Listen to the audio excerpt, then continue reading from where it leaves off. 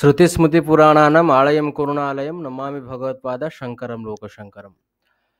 आज आम सप्तम श्रेणी संस्कृत पुस्तकर तृतीय पाठ को पढ़ा।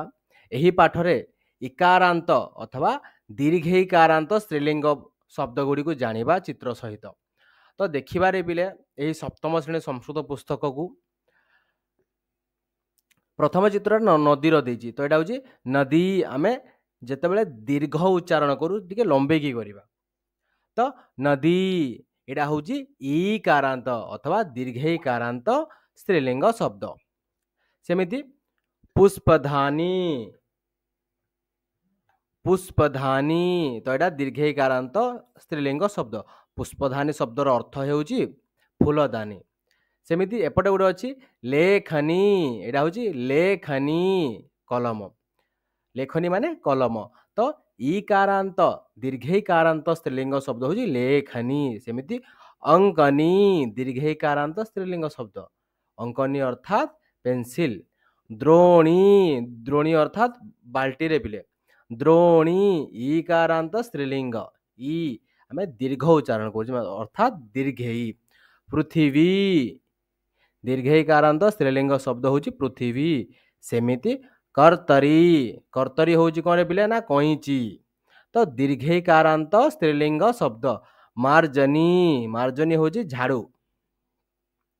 आउ केते गुड़ी दीर्घईकारांत स्त्रीलिंग शब्द को देखिबारे पिले भगिनी भौणी, भारती, प्रदर्शिनी, वाणी, सरस्वती, कुमारी, गौरी, नेत्री, पूरी। एमिति प्रकार आम दीर्घ को दीर्घ उच्चारण करवा, टिके लंबे की उच्चारण करवा। पुष्पधानी शब्दर अर्थ हूँ फूलदानी कही। प्रदर्शिनी शब्दर अर्थ हूँ प्रदर्शनी। यार अभ्यास को टिके देखीदेवा। अभ्यास पठतु बदतु, पढ़ और कुह। घटी एटा हूँ ईकारांत दीर्घईकारांत स्त्रीलिंग शब्द। सरणी, सरणी माने मार्ग रे पिले।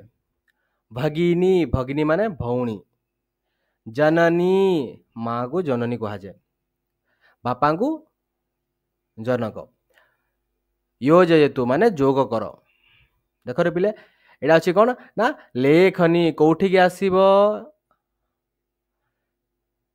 लेखनीटा कौठिकी आसीबो रे बिले लेखनी। सेमिति एटा कौन अछि ना पुष्पधानी। कर्तरी, कर्तरी माने कईची को जीव। सरिणी, सरणी अर्थात मार्ग। मार्जनी एटा ठीक जीव। परवर्ती प्रश्न को जीवा। परिचयम ददातु, परिचय दियो। एटा कौन रे बिले ना जननी। एटा कौन ना जननी। एटा हूँ घटी, एटा हूँ घटी। एटा हूँ कौन रे बिले ना द्रोणी। द्रोणी माने बाल्टी। यही पेंसिल टाक कौन कहा जाए ना अंकनी दीर्घईकारांत स्त्रीलिंग शब्दरा। शून्य स्थानम पूरयतु, शून्य स्थान को पूर्ण कर। एटा हूँ नदी। कौन हम बिले ना नदी। एटा हूँ लेखनी। कौन हम एटा लेखनी। एटा हूँ कर्तरी। एटा हूँ कौन रे भगिनी। एटा प्रदर्शिनी। सरणी, सरणी माने मार्ग। सेमिति एटा शुद्ध पदम लिखतु, शुद्ध पद को लेख। एटा हूँ मार्जनी। एटा कौन हम ना पुष्पधानी, पुष्पधानी। सरणी, सरणी शब्द अर्थ हूँ मार्ग। एटा हूँ कर्तरी। नदी एटा कौन हम रे बिले सरस्वती। कौन हम ना सरस्वती। तुम पाई काम घंटा, कईची, फूलदानी चित्र खातारे मारे संस्कृत नाम लेख।